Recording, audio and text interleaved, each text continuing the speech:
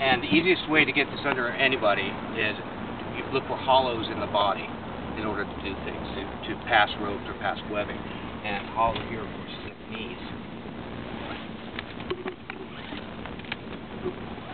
Obviously, we don't want to tie the harness here. We want it on the pelvic structure, so we're going to scissor it up until it's right underneath his butt, basically. Okay? At this point, then, we're going to come through, find the webbing, and simply pull some up, and we can do a little bit more adjustment at this point.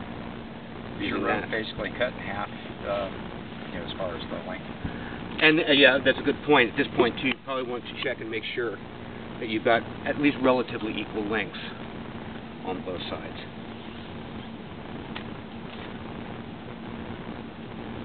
And one thing we can do is, and I thought about this and I just never have done it, is actually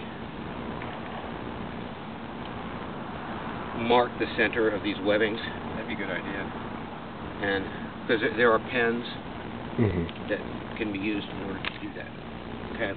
So now we get to the point where we need to tie a knot that's not going to slip down on them, but still is going to hold. And that's where the modified bowline comes in. So you make you're going to use 2 loops out of this one big one. So underneath, and then it doesn't matter whether you go under or over. What you're going to be doing is coming underneath the one that you just put over. So that's how I would do it if I came over the loop. If I come under the loop, same principle.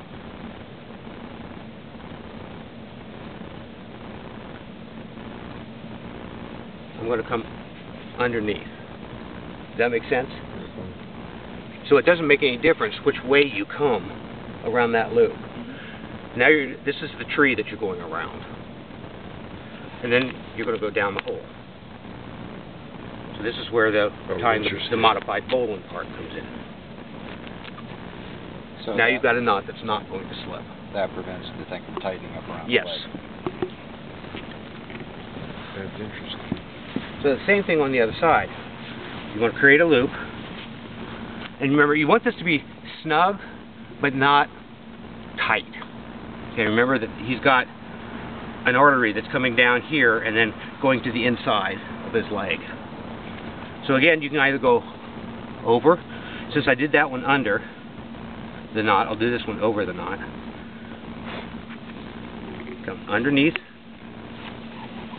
There's your tree. And then through your hole. Okay, you go up towards the center of the body. Okay. You tighten that down. And again, you've got a knot that's not going to slip on it. And it's nice and snug. Yeah. Now this part, basically you just want to be someplace above him. So I'm just going to use this one at this point in order to anchor. And I use a trucker's hitch. And the way I tie a trucker's hitch is I make a loop, and then this part that is coming towards the shoulders, I'm going to push a loop through. This then will come through that loop, and since I'm pulling against myself, I'm not going to collapse that loop, and I can pull it as tight as I want. This part here, all you really need to do is create a half hitch with a loop. For all intents and purposes, you're done now, because everything will be tucked down in here and it's not going to come loose. In order to get him out of this, then pull there, and undo this knot, or cut it, depending on how. So let me go ahead and finish this off then.